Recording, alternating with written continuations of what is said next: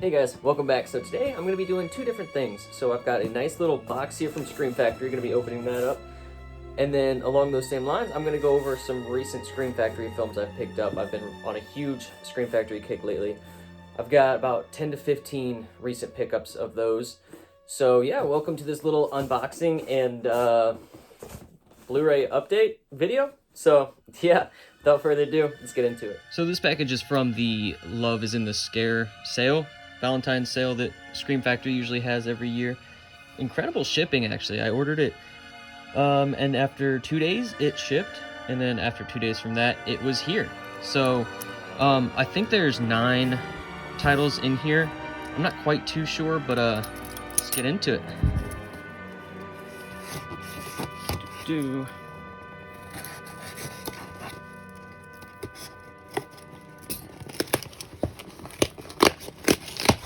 Alright. Now, I think there's only 1 or 2 of the titles that I've actually seen before, and the rest are going to be blind buys, so that's exciting. Alright, yep, nothing left in there. So let's see what's first. Now we have Wide of the Eye. Now, I actually haven't heard very much about this release at all.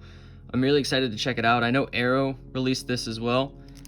So, I mean, with the wrapping on this, it's kind of going to be hard to see without the glare, but bear with me. So, really, really excited to check this one out. I like David Keith a lot in Firestarter. Get this shit out of the way. Up next is Body Parts.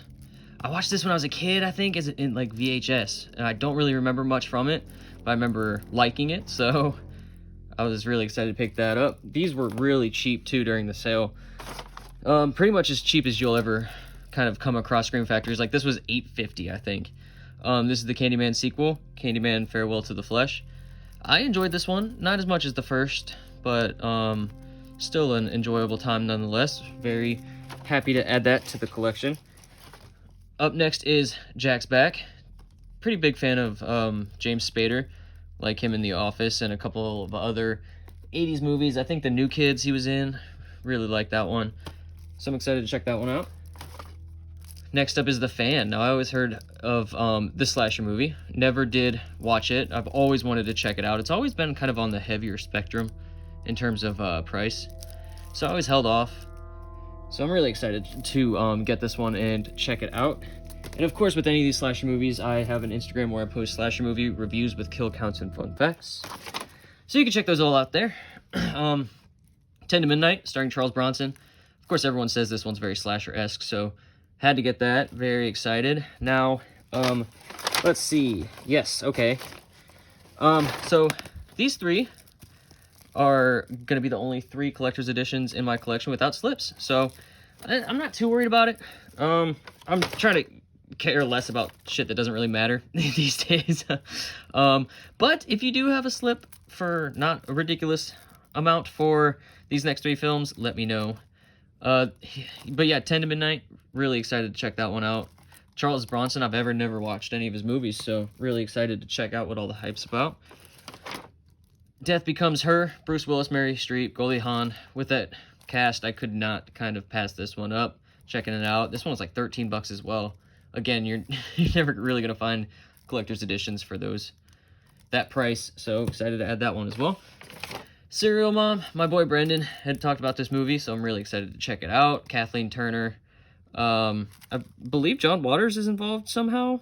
Yeah, I believe he directed it, so of course, you know, maestro. Can't wait to check that one out.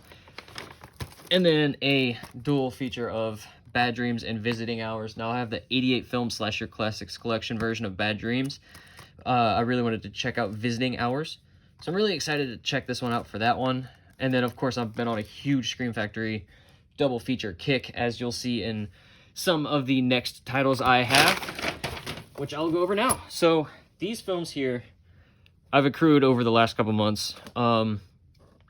Just, you know, scouring the internet or, like, some local places near me. Dead Shadows, all of these I've seen, by the way. Dead Shadows, this one's a decent, kind of apocalyptic film. I love the dual covers, I guess, if you want to call it that. Next is Don't Knock Twice. Was actually pleasantly surprised by this one. This one had a lot of jump scares. Really kind of catered to that whole thing. But it was actually pretty well done. Yeah, this one does not have a reversible slip for that. There's that one. Elizabeth Harvest. Oh, excuse me. Elizabeth Harvest. Another one that really surprised me. It kind of is along the same lines of like, yeah, Autopsy of Jane Doe, you know, like dead body movies. But this one had a twist that I did not see coming at all. Don't believe this one has a reverse cover either. So I was very excited to add this one to the collection. Yeah, the twist, man. I highly recommend that one. That was a good one. Speaking of films I recommend, Pyewacket. I mean, the name, yeah, whatever. But this one's a really good witch movie. Very, very surprising. I believe it has the mom from Silent Hill in it. Laurie Holden, yeah.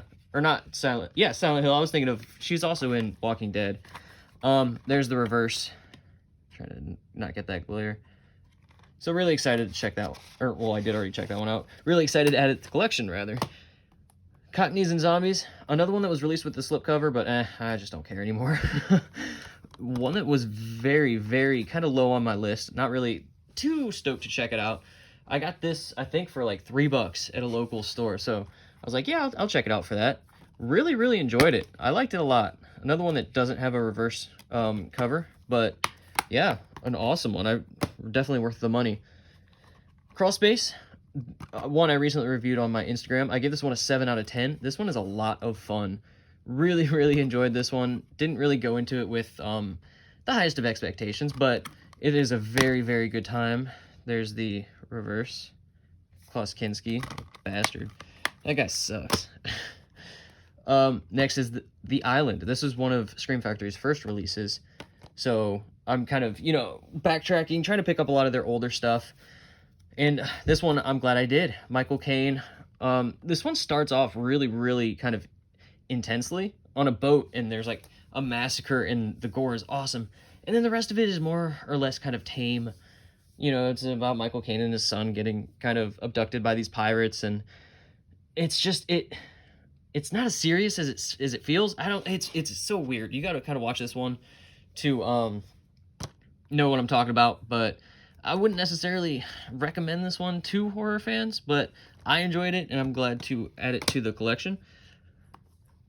Next up is The Legacy. So this one was a little bit slower, but I still really, really enjoyed it. Sam Elliott, of course. It's funny because it's like, what do you say about this one? It's kind of like a haunted house almost, but it's also very psychological. Not a lot happens, but the third act really picks up, and some crazy shit happens in the third act. So I would definitely recommend it for what that movie turns into.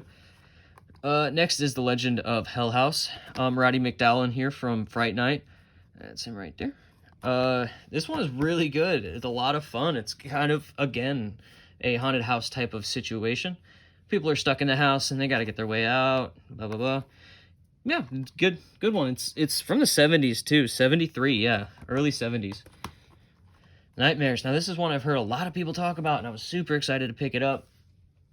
Anthology movie. You have Emilio Estevez, and you have so many kind of big names in this one. But Lance Henriksen, ultimately it fell short to me. As an anthology film, I really enjoyed the Emilio Estevez kind of video game one segment. The Lance Henriksen one was not... That was probably one of my least favorites, actually, out of these 3 or 4 titles, I guess. But yeah, a lot of fun.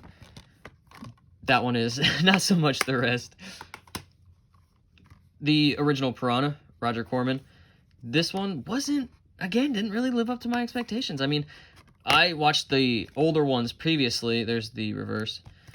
I watched the remake and the remake's sequel before I saw this one. So, yeah, I mean, if you like kind of killer creature movies, you'll probably like this one. But I found it to be a little bit slower than I expected. Next up, The Vagrant. Now, this just so happens to turn out as one of my favorite Scream Factory releases. I wasn't expecting anything from this one when I first put it on, but I loved this movie so much. This is so much fun. It's just kind of very late 80s, early 92. just atmosphere, and it's so much fun. Bill Paxton acted his ass off in this. I love this movie, so if you've not seen The Vagrant yet, check that one out. I would definitely highly recommend that one.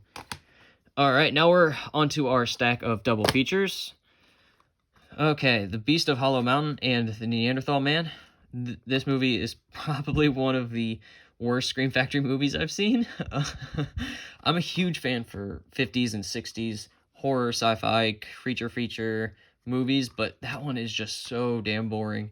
Neanderthal Man was much better, but still, two films that you could live without in your collection if you're torn on whether to add this or not. I think this one was going out of sale.